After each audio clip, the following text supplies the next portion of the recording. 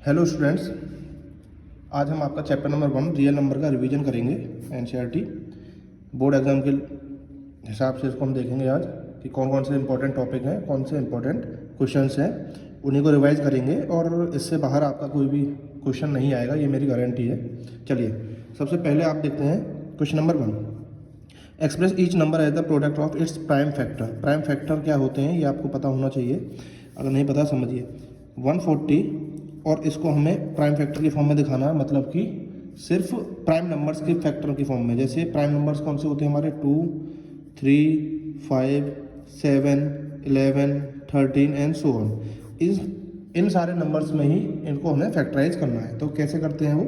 सबसे पहले कोई भी नंबर है उसको आपको 2 से डिवाइड करना है। अगर वो हो रहा है तो 2 से डिवाइड करेंगे, 2 7 14 एंड 0। अगेन 2 से हो सकता है तो फिर दोबारा करेंगे 2 से, 2 3 6 एंड 2 5 10। अब देखिए ये 2 से डिवाइड नहीं होगा, कैसे पता चलता है? लास्ट का नंबर अगर 0 2 4 6 8 हो तो वो नंबर 2 से डिवाइड होते हैं, अदरवाइज नहीं होते। 2 से नहीं होगा तो उसके बाद हमें किससे चेक करना है? 3 से। 3 से चेक करने के लिए क्या करना होता है? इन डिजिटों का सम करना होता है हमें। 3 और 5 8। 8 3 से डिवाइड अगर हो जाएगा तो ये नंबर हो जाएगा, नहीं तो नहीं होगा। 8 3 की टेबल में नहीं आता, 3 से डिवाइड नहीं होता है, तो 3 से नहीं होगा। फिर उसके बाद चेक करेंगे हम 5 से। अब 5 से कैसे चेक करते हैं? जो लास्ट डिजिट है, कितना भी बड़ा नंबर हो उसकी लास्ट डिजिट जो है, अगर वो 0 और 5 है तो ये नंबर डिवाइड करेगा, अदरवाइज 5 से डिवाइड नहीं होगा। तो इसकी लास्ट डिजिट 5 है तो ये हो जाएगा, तो 5 से करेंगे। 5 7 जार 35। अब ये 7 से बचा है, 7 से कर देंगे, 7 1 जार 7। तो 140 के जो फैक्टर है, प्राइम फैक्टर, वो क्या है? 2 × 2 × 5 × 7, डेट्स इट। ये आपके प्राइम फैक्टर हुए। डायरेक्ट क्वेश्चन तो ये नहीं पूछेगा, पर ये बहुत सारे क्वेश्चनों में यूज होता है, इसलिए मैंने इसको बताया है। एनसीईआरटी का पहला क्वेश्चन है ये आपका। उसके बाद जिस तरह के क्वेश्चन ये पूछता है वो ये है, find the LCM and HCF of the following pair of integer and verify that. देखिए ये क्या है आपका, इंपॉर्टेंट चीज़ समझ लेना कि कोई भी 2 नंबर है, सिर्फ 2 नंबर की बात कर रहे हैं, 2 से ज़्यादा नंबरों पे ये लागू नहीं होगा। 2 नंबर है, अगर उनका हम एलसीएम निकाल दें एक तरफ और उनका एचसीएफ भी निकाल दें, ठीक है, 2 नंबर का एलसीएम निकाला, एचसीएफ निकाला, उनका अगर हम मल्टीप्लाई कर दें, जो रिजल्ट आएगा वो उन दोनों नंबर के प्रोडक्ट के भी इक्वल होगा। Product of 2 number always equal to LCM multiply HCF. तो इससे क्या, देखिए एक एग्जांपल करेंगे तो उससे आप समझ जाएंगे, एलसीएम एचसीएफ भी समझ जाएंगे, और इससे रिलेटेड कैसे क्वेश्चन आते हैं वो भी मैं अभी आपको बताऊँगा। देखिए यहाँ पे 2 नंबर ले लिया हमने, 336 एंड 54। इनके प्राइम फैक्टर किए, जैसा भी यहाँ पे बताए थे ऊपर मैंने, वही आप यहाँ पे देख लेंगे। वीडियो लंबी ना हो इसलिए पहले से किए हुए हैं। तो ये प्राइम फैक्टर किए, 336 के प्राइम फैक्टर ये आ गए और 54 के ये आ गए। अब क्या करना होता है, हमें निकालना है एलसीएम। अब ये इंपॉर्टेंट बात है, यहाँ पे ध्यान से समझेंगे। एलसीएम क्या होता है? Least common multiple. और मल्टीपल से ध्यान रखना है, मल्टीपल क्या होगा, उस नंबर से बड़ा ही होगा या उसके बराबर होगा। अगर 1 से मल्टीप्लाई करते हैं तो वही नंबर आ जाता है, पर उससे बड़ा ही होगा एलसीएम। तो एलसीएम जब बड़ा होता है तो हमें ज़्यादा नंबर लेने हैं, ये ध्यान रखना है आपको। एचसीएफ क्या होता है? Highest common factor. फैक्टर कितना भी बड़ा हो, होता तो फैक्टर ही है ना, टुकड़ा होता है उसका वो, तो वो उससे छोटा ही होगा। तो यहाँ पे आपको छोटा नंबर लेना है। इन दोनों में डिफ्रेंशिएट समझा रहा हूँ मैं, आप कैसे करेंगे। प्राइम फैक्टर आपके पास है तो एलसीएम में आपको क्या करना है, सारे नंबर लेने हैं और उनकी हाईएस्ट पावर उठा लेनी है। ध्यान समझेंगे, सारे नंबर, जैसे सारे नंबर मतलब इसमें कौन कौन से नंबर यूज हुए हैं। यहाँ पे जो यूज हुआ है, 2 यूज हुआ है, 3 यूज हुआ है इसमें, और 7 यूज, 3 ही नंबर यूज हुए हैं। तो आपको सारे लेने हैं और उसकी हाईएस्ट पावर लेनी है, मतलब कि 2 की हाईएस्ट पावर कितनी है? यहाँ पे है 1 2 3 4 टाइम्स है, और यहाँ पे कितनी बार है? 1। तो यहाँ पे ज़्यादा टाइम है तो हम इसी को उठाएंगे, 2 की पावर 4 मीन्स 2 × 2 × 2 × 2। अब उसके बाद 3 को देखेंगे, 3 यहाँ पे 1 टाइम्स है, यहाँ पे 3 टाइम्स है, तो ज़्यादा कहाँ पे है? यहाँ पे है। एलसीएम कर रहे हैं, मल्टीपल बड़ा चाहिए, इसलिए हम ज़्यादा वाले उठाएंगे जो सारे नंबर आए हुए हैं उनको। बस इतना सा समझना आपने। तो 3 नंबर ये उठा लीजिए, 3 × 3 × 3। बचा क्या? 7। 7 यहाँ 1 टाइम है, यहाँ पे 0 टाइम है। तो ध्यान ये रखना है कि ज़्यादा टाइम वाला उठाना है हमको, तो 7 भी उठा लेंगे, ठीक है भाई। अब इनकी मल्टीप्लाई करेंगे तो एलसीएम आ जाएगा आपका 3024।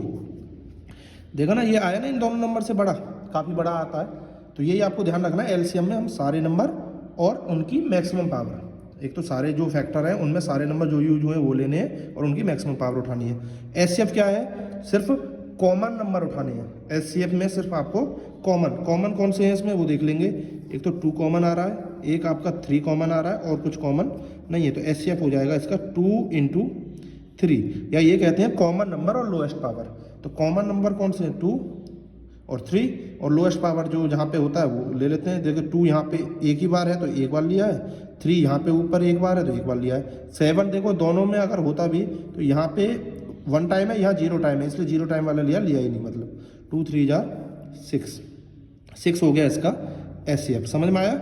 एलसीएम में आपको सारे नंबर और हाईएस्ट पावर, और सॉरी एलसीएम में आपको सारे number highest power and HCF में आपको लोएस्ट नंबर और लेना है, तो इसलिए मतलब कॉमन नंबर लेके उनकी लोएस्ट पावर।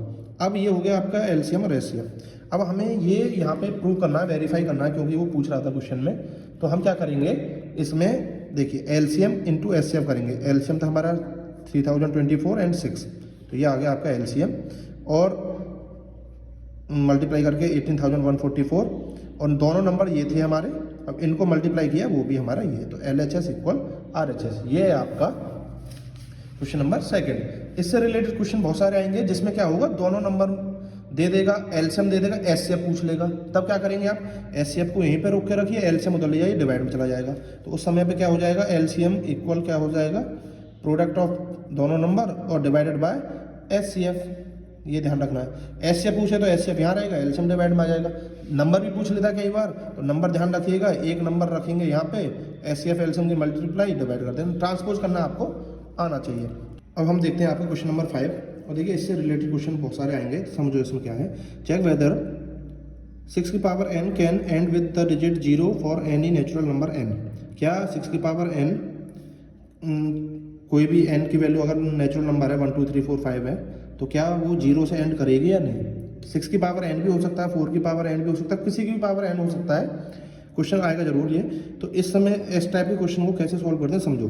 किसी की भी पावर अगर कुछ भी हो और अगर 0 चाहिए n digit with the digit 0 for n natural, n digit अगर 0 चाहिए हमें, तो समझना होगा क्या होता है, n डिजिट किस में 0 होती है, या तो 10 या 20 या 30 या 40 या 100, इस तरीके से होती है। तो आप देखेंगे ये सब 10 के मल्टीपल है। किसके मल्टीपल है ये, 10 के मल्टीपल है, 10 10 2 20, और 10 के फैक्टर अगर करें तो वो क्या आएंगे 2 × 5। अगर किसी के भी प्राइम फैक्टर में 2 × 5 नहीं आया तो वो 10 बन ही नहीं पाएगा, और 10 नहीं बनेगा तो वो 20 30 40 100 कुछ भी नहीं बन पाएगा।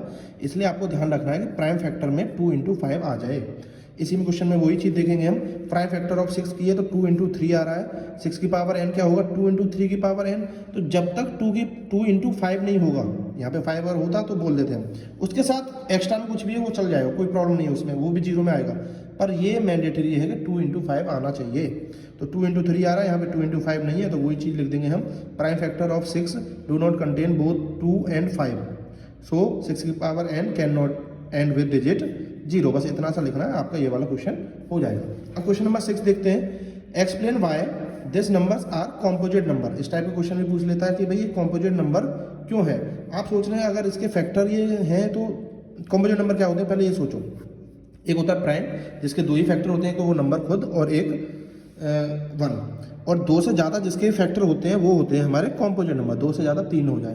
अब आप बोलोगे यहाँ पे 3 तो दिख रहे हैं, पर ये फैक्टर की फॉर्म में नहीं है। यहाँ पे आप देखोगे तो ये प्लस बना हुआ है, तो 2 टर्म्स बनी हुई है इसमें, तो ये अभी फैक्टर नहीं है, इसको पहले सॉल्व करना पड़ेगा। ठीक, कैसे सॉल्व कर सकते हैं हम, क्या करेंगे 13 कॉमन ले लेंगे इसमें से, तो यहाँ क्या हो जाएगा 7 × 11 + 1।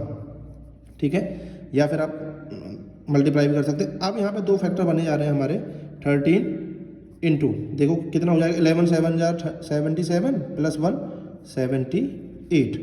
अब 78 के फैक्टर समझ में आया आपको। तो 78 के अगर 2 से भी काटेंगे, 2 × कितना हो जाएगा, 2 3 जार 6 और 2 9 जार 18। तो देखिए 3 फैक्टर तो बने गए, और भी बन जाएंगे। अभी 3 से इसको काटेंगे 13 3 जार हो जाएगा, तो बहुत सारे फैक्टर बन जाएंगे। इसलिए ये क्या है, एक कॉम्पोजिट नंबर है।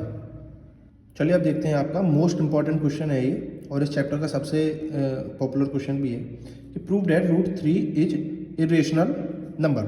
इरेशनल नंबर का देखिए √3 भी पूछ सकता है आपसे, √5, √7, √11 कोई भी प्राइम नंबर रूट के अंदर है उसका आपसे पूछ सकता है, या √6 भी पूछ सकता है, तो √6 का अलग तरीके से होता है। अभी ये सारे √3 और ये सारे एक जैसे ही होंगे, तो आप समझें इसको कैसे करना है। और बोर्ड के एग्जाम में रिपीटली आता रहा है, ये बार बार आएगा और आता है, क्योंकि यही एक इसमें मोस्ट पॉपुलर क्वेश्चन भी है। तो समझे क्या है, कैसे करेंगे। देखिए, इसको इस टाइप के क्वेश्चन को हम डायरेक्टली प्रूव तो नहीं कर पाते हैं, तो हम क्या है कॉन्ट्राडिक्शन से प्रूव करते हैं। इसलिए हम इसको मान के चलते हैं कि अगर ये रेशनल नंबर है, if possible let √3 is rational number and its simplest form be a/b। अगर रेशनल नंबर है तो उसको हमने a/b की फॉर्म में मान लिया। And a and b have no common factor, a और b के कोई भी कॉमन फैक्टर नहीं है अदर देन 1। ये भी ध्यान रखना है आपको, एक को छोड़कर कोई भी कॉमन फैक्टर नहीं है, ये एक दूसरे को प्राइम है। ये आपको स्टेटमेंट लिखनी इंपॉर्टेंट है, ये लिखनी पड़ेगी। उसके बाद हमने √3 को a/b माना, यहाँ पे लिख दिया हमने। अब क्या करना है हमें, स्क्वायरिंग ऑन बोथ साइड, दोनों तरफ स्क्वायर कीजिए। तो स्क्वायर √3 का स्क्वायर करेंगे 3 हो जाएगा a²/b²। अब क्या करना है, b² को इधर ले गए तो 3b² = a²। ये हो गया आपकी equation number 1।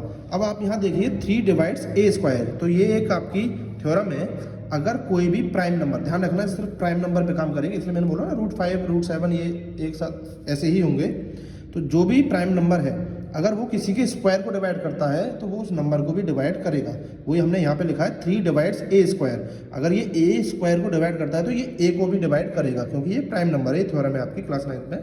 Then 3 divides a also, तो वो a को भी डिवाइड करेगा। 3 डिवाइड कैसे कर रहा है, यहाँ पे दिख रहा है ना 3 × b²। 3 में b² की मल्टीप्लाई करें तो a² आ रहा है, तो मतलब कि ये इसका फैक्टर है। तो वही चीज़ लिखी हमने 3 divides a², then 3 divides a also. 3 is a factor of a, और हम लिख सकते हैं 3a का फैक्टर है। पहली बात तो ये लिखी हमने, क्योंकि a को डिवाइड कर रहा है 3, तो क्या लिखेंगे हम, लेट a = 3c। a को हमने क्या मान लिया, 3 × c। 3 डिवाइड कर रहा है तो 3 में कुछ ना कुछ मल्टीप्लाई, c क्या है, फॉर एनी इंटीजर c।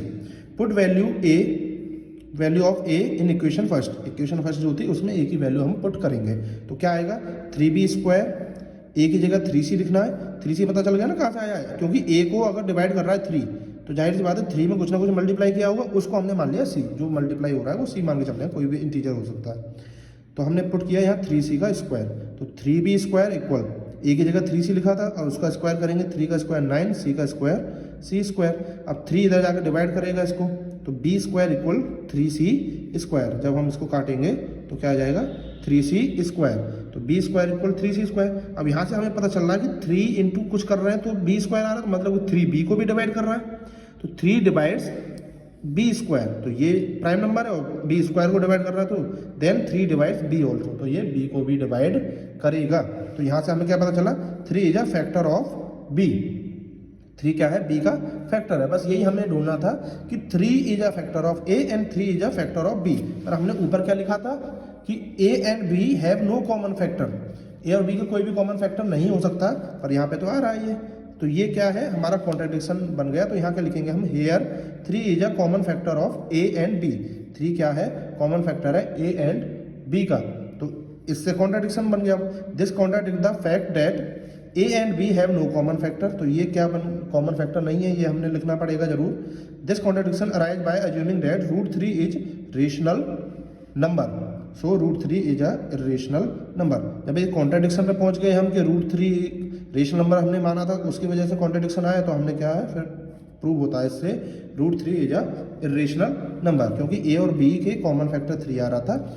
इसी तरीके से आप 5 का करेंगे, 5 यहाँ पे आएगा, 5 डिवाइड्स a²। इसी तरीके से 7 का भी करेंगे, इस तरीके से आपका होगा। 6 का आप इस तरीके से नहीं कर सकते, वो अलग मेथड है, वो आपको बताया जाएगा किसी वीडियो में।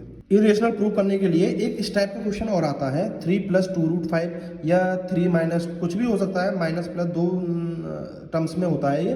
इसको प्रूव करना है। इसको प्रूव करने का अलग तरीका होता है, √2 √3 √5 इनको प्रूव करने का अलग मेथड होता है, ये आपको थोड़ा समझना पड़ेगा। तो ये भी काफ़ी ईजी होता है, सेम उसी तरीके से करेंगे हम। क्या, if possible let 3 + 2 √5 is rational number and its simplest form a/b। वही चीज़ हमने मानी कि a/b इसकी सिंपलेस्ट फॉर्म हो गई। तो हमने क्या है 3 + 2 √5 = a/b ले लिया, अगर ये रेशनल नंबर है। अब क्या करेंगे हम, ध्यान हमको ये रखना है कि √5 √2 √3 इसको हमें एक तरफ रखना है, बाकी सबको ट्रांसपोज करके दूसरी तरफ पहुंचाना है, ध्यान ये रखना है हमें। उसी से हम प्रूव करेंगे कि ये रेशनल है या इरेशनल है। तो कैसे पहुंचाते हैं, जैसे यहाँ पे पहले 3 है, 3 प्लस हो रहा है, इधर जाएगा तो माइनस हो जाएगा, तो ये हो जाएगा 2√5 इक्वल a/b पहले था तो एज इट इज वो आ जाएगा -3। अब 2 को भी छोड़ना क्योंकि √5 स्पेशल लेके आना है हमको, तो 2 यहाँ से डिवाइड में आएगा तो √5 इक्वल क्या हो जाएगा a/2b -3/2, क्योंकि 2 इधर आएगा डिवाइड में तो दोनों से डिवाइड होगा, जब वो आएगा तो इस तरीके से आएगा, तो ध्यान रखना है वो दोनों से ही डिवाइड होगा। तो √5 इक्वल क्या आ गया a/2b -3/2। अब आपको एक चीज़ समझनी पड़ेगी, ये आपका रेशनल नंबर है, p/q की फॉर्म में लिखा हुआ है, ये भी आपका क्या है रेशनल नंबर है।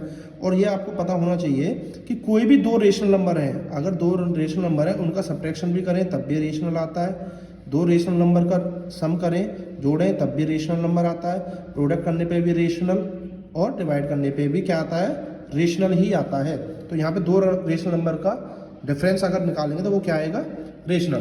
तो अब एक आप यहाँ पे क्या देखना है आपको कि एक तरफ तो rational, difference of rational number are rational, और एक तरफ इरेशनल नंबर, ये आपको क्वेश्चन के साथ गिवन होगा, या तो √5 इज इरेशनल नंबर, अगर नहीं गिवन है तो आप लिख सकते हैं कि हमें पता है we know that √5 is irrational number. तो वो आपको ध्यान रखना है, एक तरफ इरेशनल एक तरफ रेशनल, ये तो पॉसिबल नहीं है क्योंकि इक्वल का साइन लगा हुआ है। तो यहाँ पे लिखेंगे हम फिर क्या, here a/2b -3/2 is a rational number and then √5 is also a rational number. इससे क्या होगा, अगर ये रेशनल है तो इधर भी रेशनल हुआ, पर ये तो कॉन्ट्राडिक्ट हो गया।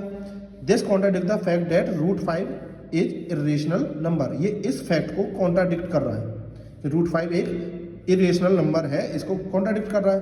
तो ऐसा तो हो नहीं सकता है भाई ये इरेशनल हो जाए। और तो यहाँ पे कॉन्ट्राडिक्शन अराइज हो गई, तो हम यहाँ लिख देंगे this contradiction arise by assuming that 3 + 2√5 is a rational number. ये इस टाइप के सारे क्वेश्चन ऐसे होंगे जो इरेशनल नंबर होता है, √5 √2 √3 √7 जो भी हो उनको आपको एक तरफ रखना है, बाकी सबको एक तरफ लाएंगे, और वो ध्यान रखना आपको रेशनल की फॉर्म में होंगे।